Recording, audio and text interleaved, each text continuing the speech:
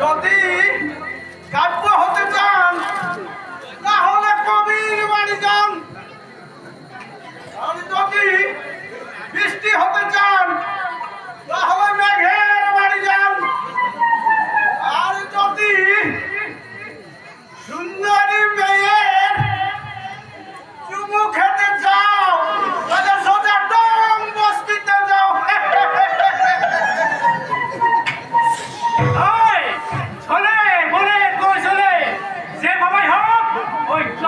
ঘন্টার মধ্যে মেয়েটিকে আমাদের হোটেল 17 পায়ে টপকাতে হবে। দেখি আমি তো কোনো আইডিয়া খুঁজে পাচ্ছি না।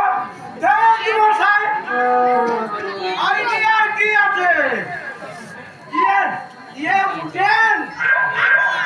মানে